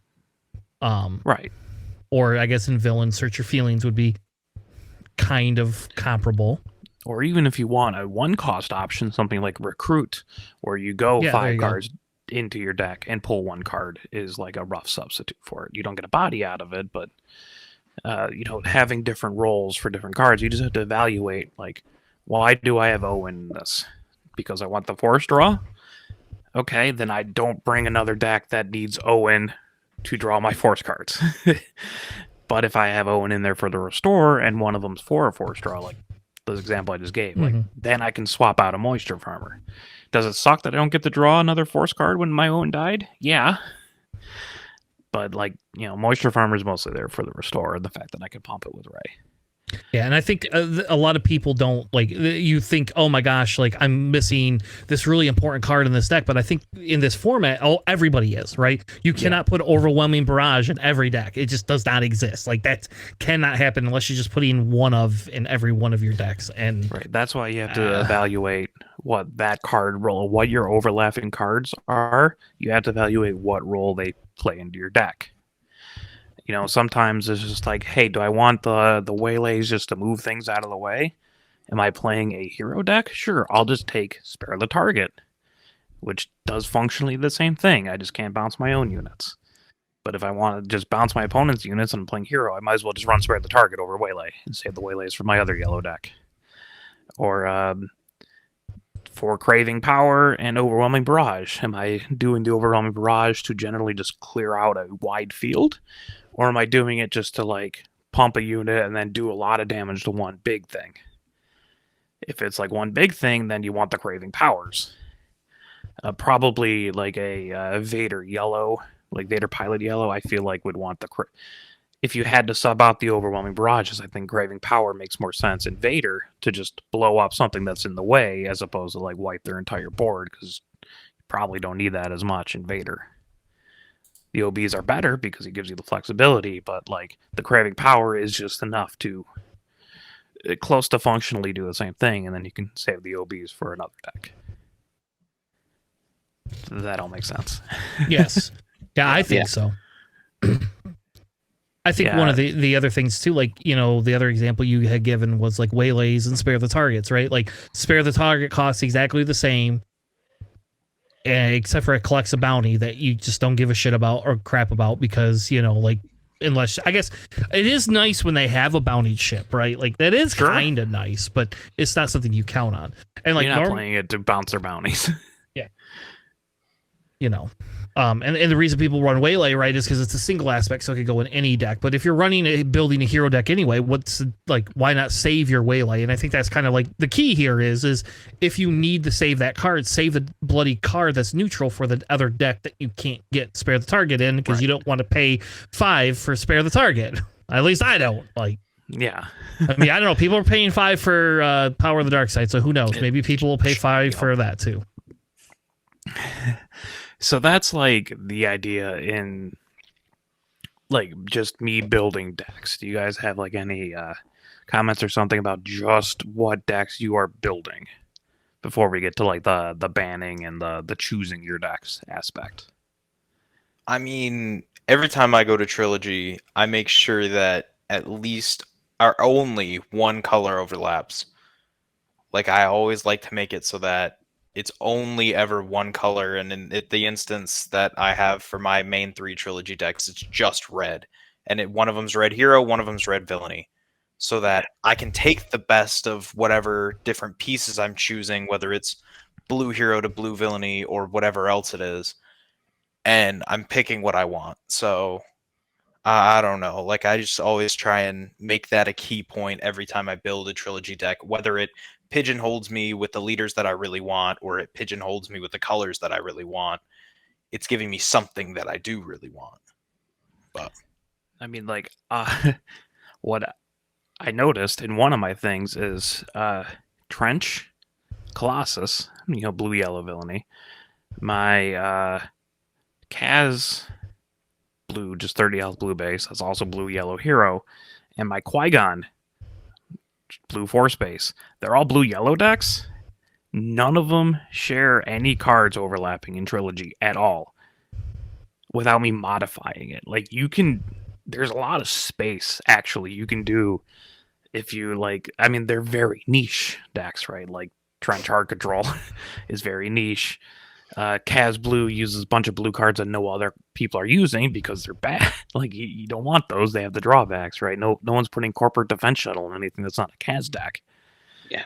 And then like Qui-Gon Blue was like a mid-range deck that's just very good in other mid-range decks, and that had the good blue stuff like the Lukes and the Yodas, the Village Protectors, Chariots, all that kind of stuff. So like even if you have overlap, you can 3 blue yellow decks, and they're all like a mean like Trilogy bracket. You can do it if you put effort into it. Yeah. So it's pretty cool. I think the other thing too that we haven't really touched on a little bit, like the other piece of this, right, is you talk about your overlap, your decks don't have that overlap, right? And I think that's the big thing is understanding what makes a deck work, right? Like if your deck is relying on Luke, you can't pick another deck that relies on Luke specifically, right? You know, or in my instance, Tanner can't have a Trench Blue and an Iden Data Vault deck come to Trilogies. It just can't happen. Like, I will bring my Trench to a Trilogies event on purpose, just because I know people will, if they know what that deck is, they'll ban it. Like, I probably will never even have to worry about playing it because they'll just ban the stupid deck right up. Unless it's Alex and we get paired up and then we're just going to have a Trench off. That's what would happen. Fun, honestly. We would 100% have that. I want to see that you two webcam game that, and I want that to be like the first webcam game you guys do is you two playing Trench against each other for the channel. Torpedo the entire series right off it. Nobody will watch that, Sam. That'll be an hour and a half. Nobody else will watch that. We'll get so many downvotes on that video. Oh yeah, I'd be downvoting it, but I'd still. Man, once we hit 13 resources, the deck really takes off. Okay. It's gonna be who's gonna play the Annihilator first. That's what's gonna happen. Especially because we run almost identical Trench decks. Like mine is like 2 cards off, I think, than Alex's. So. Oh my god. All right, let's move on. How about that? So that is just what to consider in deck building. Again, like archetypes are easy. Try to work that. Double up on an archetype if you're really good at that kind of archetype, or if your local meta probably doesn't have a lot of answers for that kind of stuff. I mean, it's don't just try to bring like these are my 3 most competitive decks, because you'll find a lot of the times that they just match up really bad into other stuff, or like your sideboards were the important part in this matchup for a 2 out of 3 that you don't get in Trilogy. So there's a lot more than just like I brought the 3 winning PQ lists. Oh no, they all lose the space aggro. What do we do? Yeah. So next up, I just want to talk about the strategy for choosing your decks and your opponent's decks, like what to ban. Right? So the very first thing is just like, hey, if they have 2 decks that just hard counter mine, like my decks can't deal with space aggro, if we're going to continue this example, you have to ban one of those or else you just outright lose. Right? So if you have all your decks are just really bad into space aggro and your opponent brought 2, you have to ban one. I would recommend banning the one that is a slower space aggro deck so the games go by faster. That's about it. But if none of their decks just auto hard counter, like if 2 of their decks just don't auto hard counter all your decks, a lot of the times I actually just like ban their second best deck, or like identify one of their decks that like my decks just hose really hard, right? Ban the second best one.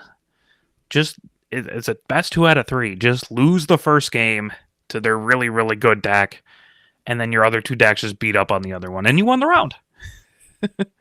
Like, it's fine eating a loss if, like, you're just guaranteed, or practically guaranteed the win on the other ones, right? Which I don't think a lot of people realize. Yeah, Go on. So just a quick question, a clarifying question, right? And this is more for the show to make it help understand. So if let's say I bring Django, Boba, and Han, right? And whatever you bring are very good into Django and Boba, but not good into Han. But you don't want to deal with Django because it's like probably their second best deck, right? And it's not, you can beat it, but it's probably not the best. So you ban Django and let them play the Boba and the Han, right? So after they win with their Han, and your deck, basically you're running Palpatine. Sorry, you're running Palpatine, some sort of Palpatine, or maybe like a Yoda or an Avar or something, or an Avar Chris or something like that. That's similar-ish in nature to playing. Yeah, beautiful showcase around. But when they lose, so if they beat you with their Han deck, they have to switch to their Boba deck, correct? Mm-hmm. And if you win and beat their Boba deck game 2, for game 3, do they still have to keep their Boba deck, or do they get to go back to their other deck? They still have to keep their Boba deck because they have to win with both decks. Okay. Which is why if 2 of your decks, or like all 3 of your decks, kind of, depending on what they ban, if your other 2 decks are really good into that deck, you kind of just win the round, barring any extreme variance or whatever. Or you just misidentify what their deck is. Mm-hmm. Again, you can lose one round. Like my local plays very fast, heavy aggro GI Jeddah City. Most of my decks are not going to beat that, and the one that can, he's just going to ban anyways, right? Like he's just going to ban my raid deck because that just hoses that deck. So I have to look at my other 2 decks, and I'm just like, man, he's got 2 space aggros. I'll ban with his Han 4, and then just go into like his Dooku deck, because both my decks are really good at like beating his Dooku, or like his Dooku is too slow to beat my aggro deck, and I could win with the other mid-range deck kind of thing. And you just can eat a loss. It's fine. You win the round ultimately. Like that's the biggest strategy thing is you realize it's all about the matchups. There's card variants and everything like that, obviously, and certain decks might not be exactly as they appear, right? Like if I slap down like a Bulba Data Vault, you do expect a certain space version of it. But I can go into like some sort of weird droid version of it, right? Or like you play Sabine Yellow, right? And they're playing a droid version of Sabine Yellow instead of like something you'd expect more ground units, and now they're all in space or something like that. So, sometimes the matchups might get a little bit wonky if you don't know the other deck. But also there's like one more really niche thing. After they ban one of your decks, you have to choose one of yours. I usually just do like the one that just hard counters one of their decks. Because it's like a 50-50, they choose it, right? So if I choose the hard counter into the deck that I hard counter, then that's like an easy win.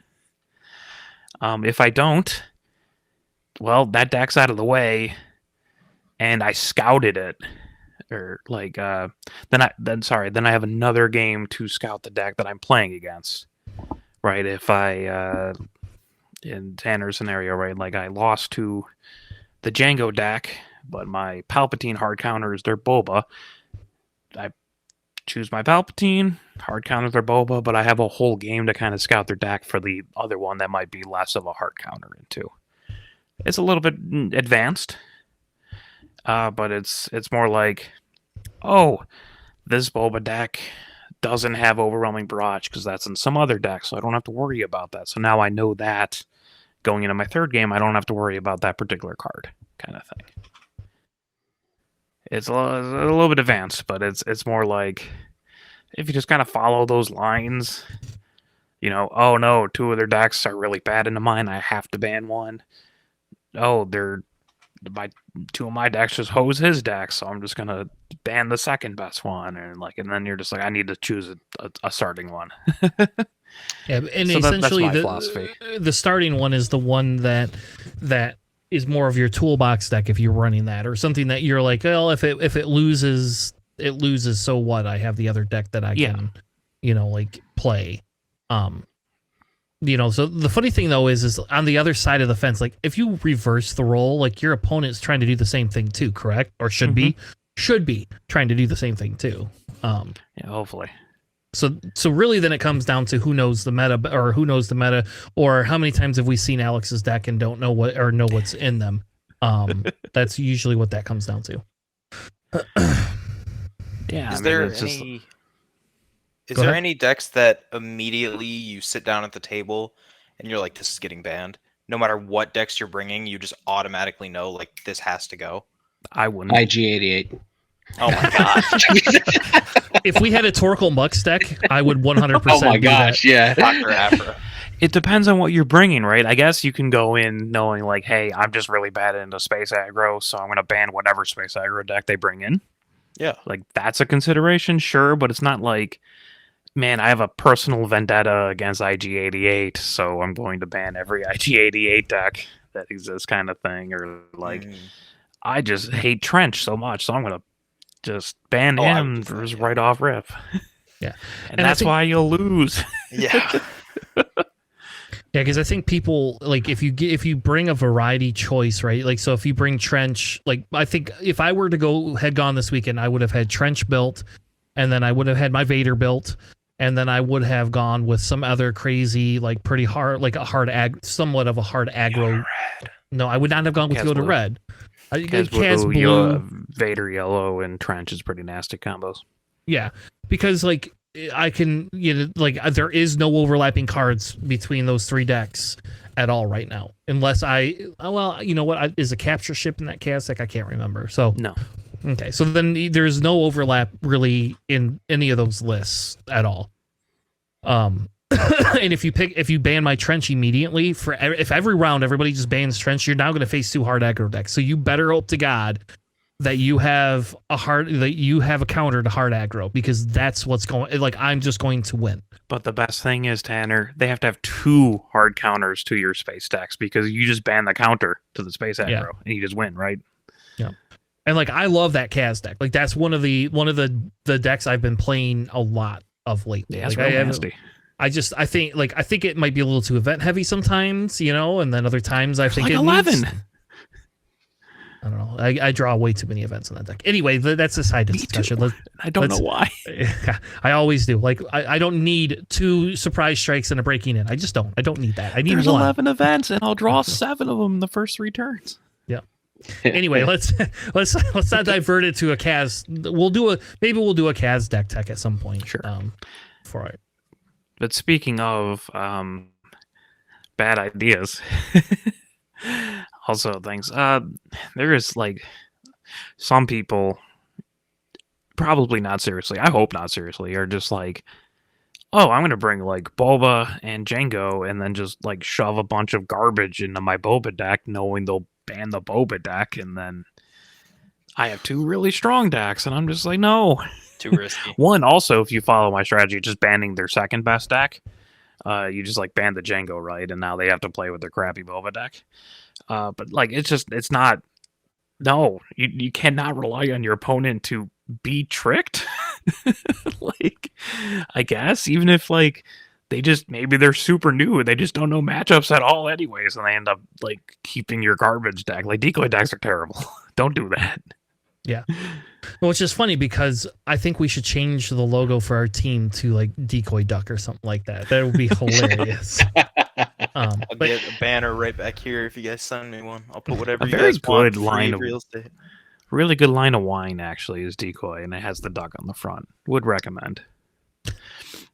But yeah, just there has been like a lot, like again, I hope it's not serious, but a lot of it is just like, yeah, well, if I can short this one deck a lot because that leader is a heat magnet and people really don't want to play in the Jenga, or they see Han, they assume I'm playing DJ. It's like double yellow, but I don't even have DJ in there because I don't even own the card or something, right? Like, because you're gonna run into short yourself one deck because you think your opponents are stupid or something.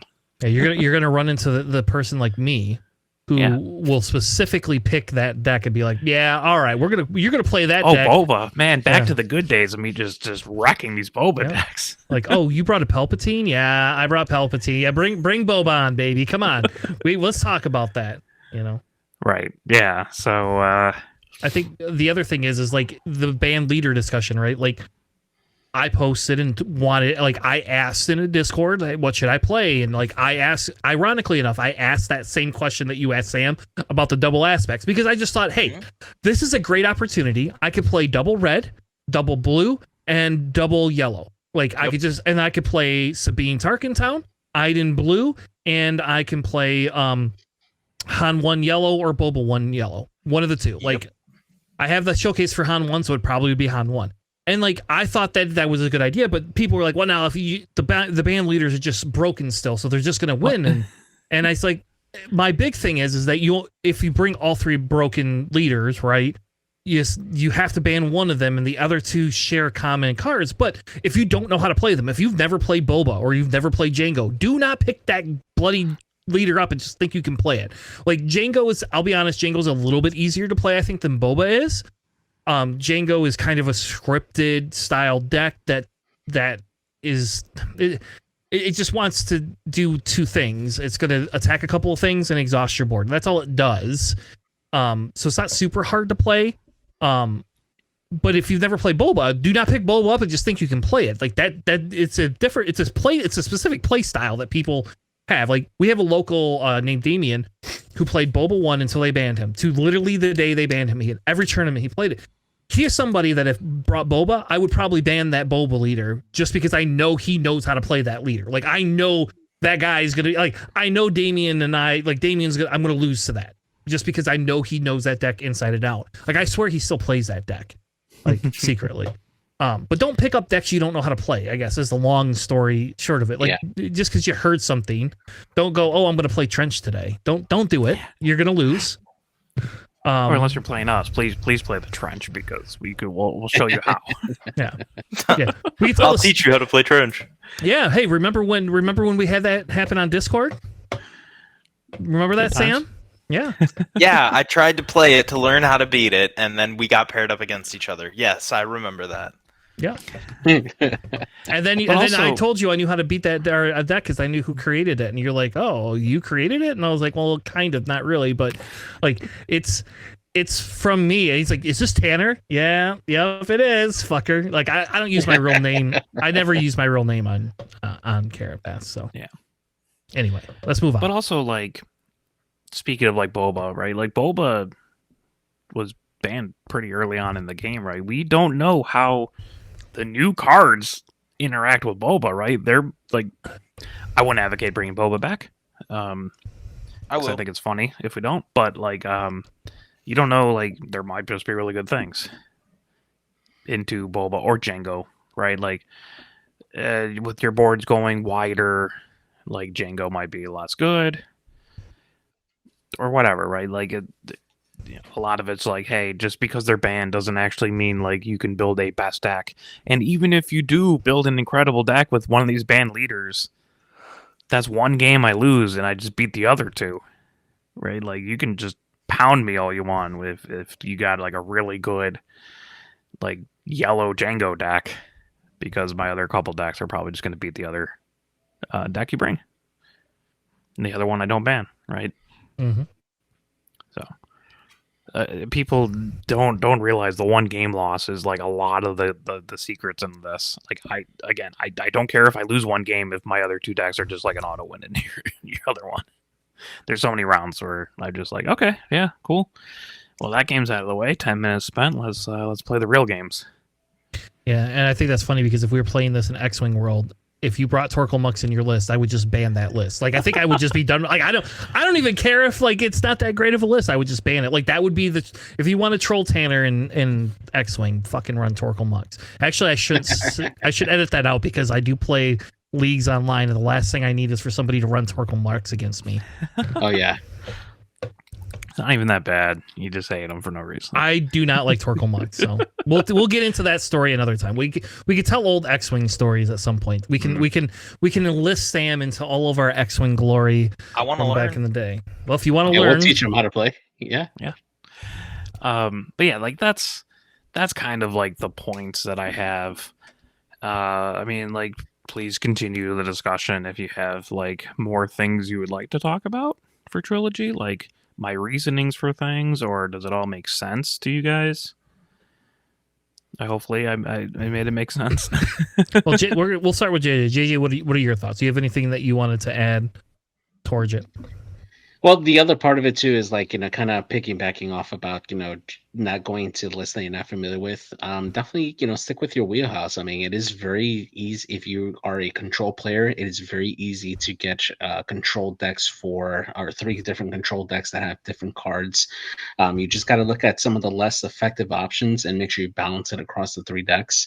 And you'll have different leaders, both in hero and villain, that are really good for it. If you like aggression, there's definitely a lot of different options across all aspects and on both sides that will work out for you.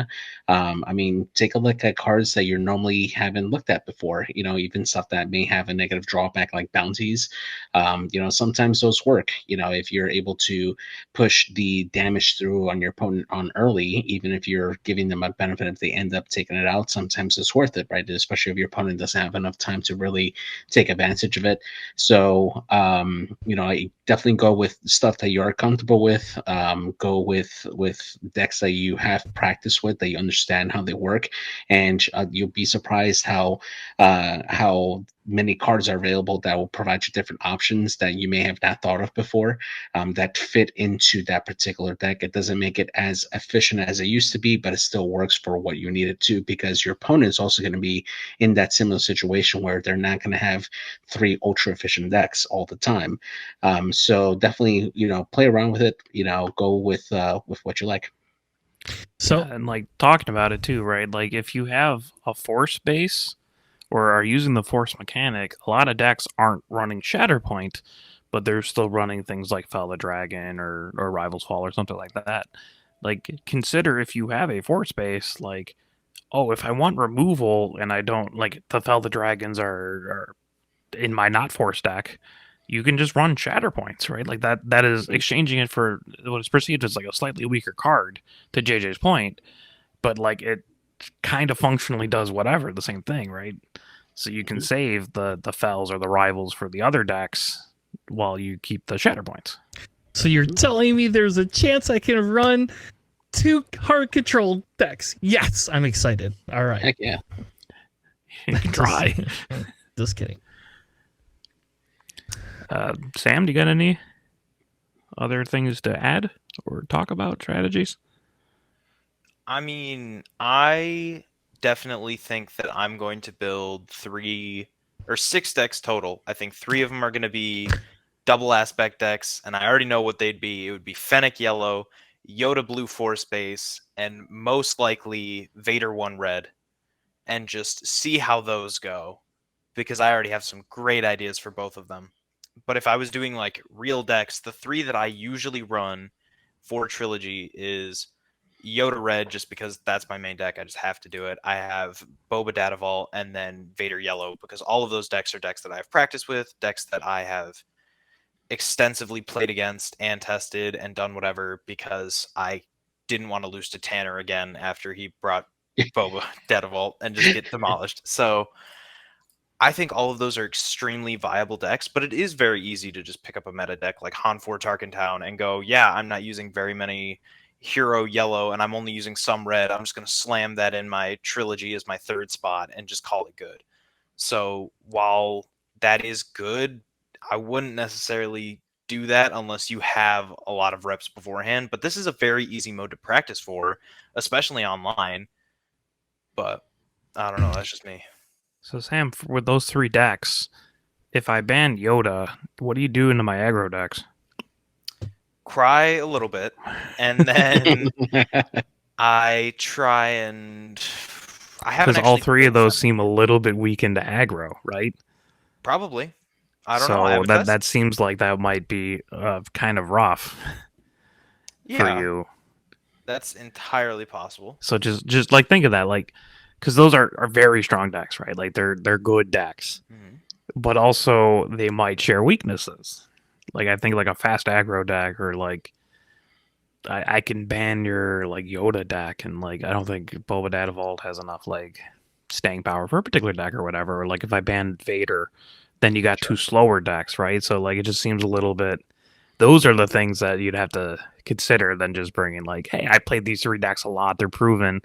But your sideboards really is what shores up the other matchups that might be iffy, and you don't get sideboards in Trilogy. Yeah, you have to always like main deck for the matchups you're worried about, and that's the part that really scares me the most about this format, because I've only played it once casually at locals, and that was in Traverse City.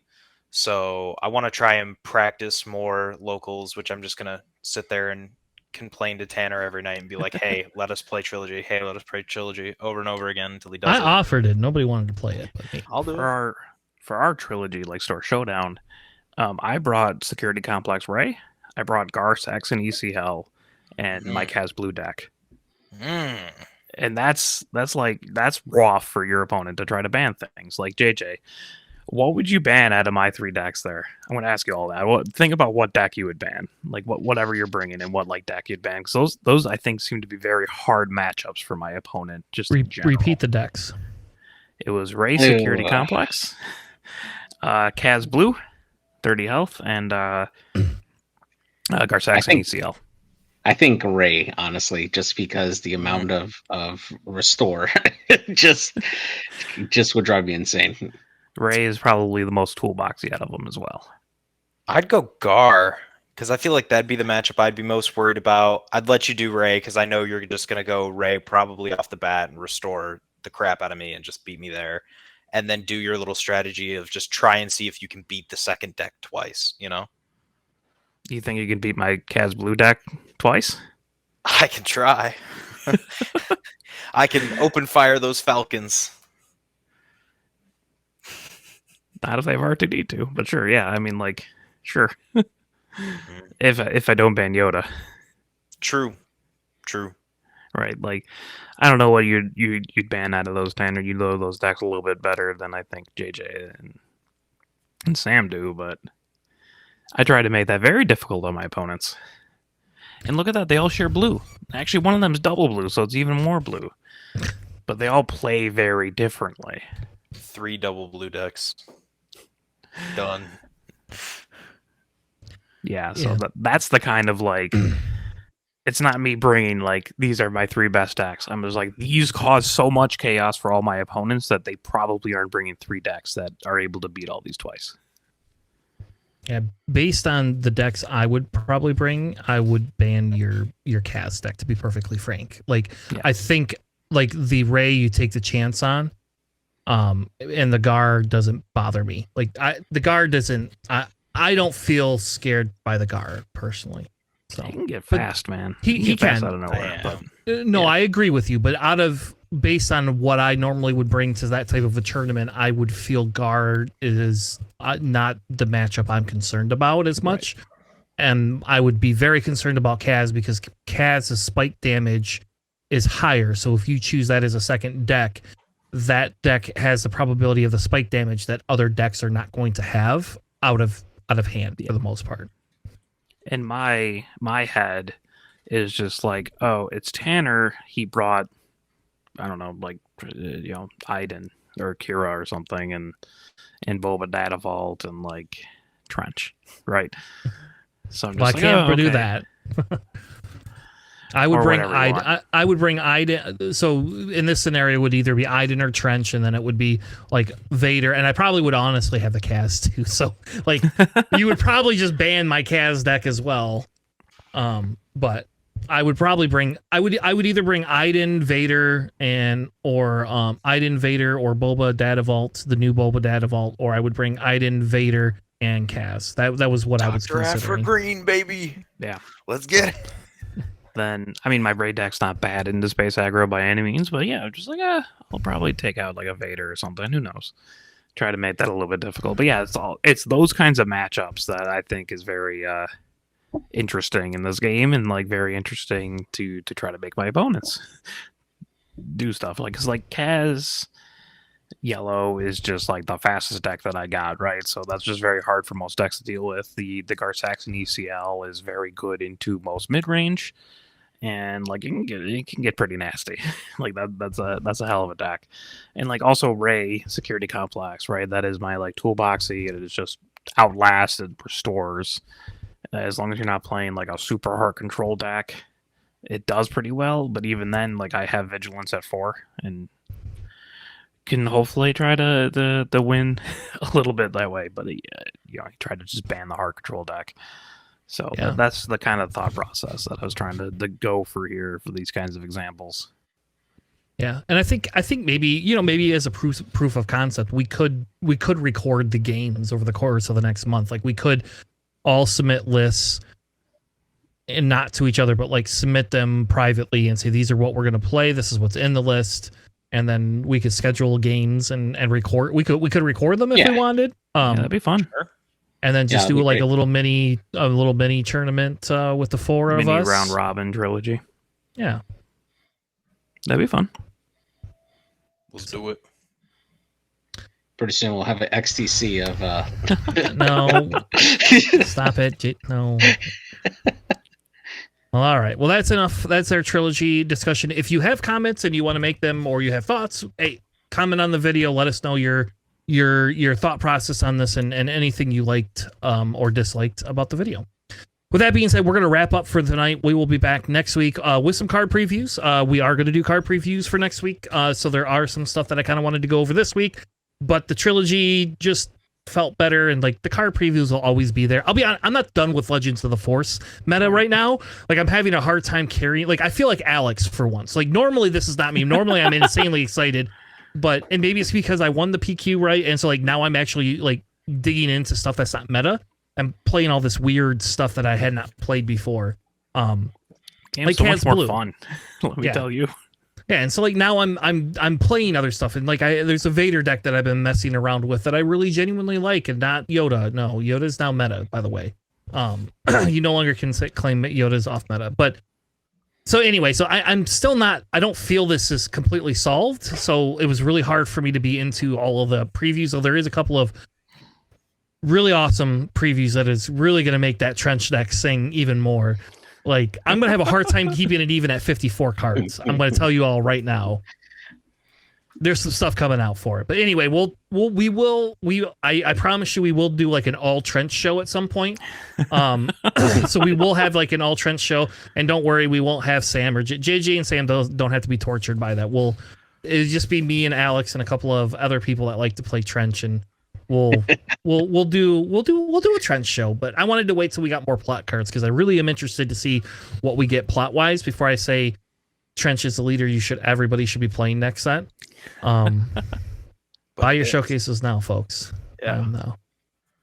But anyway, thank you all so much for joining us. We will be back next week with another amazing episode of Planning Phase Syndicate. Thank you all. Have a good night, and we'll see you on the flippity flop.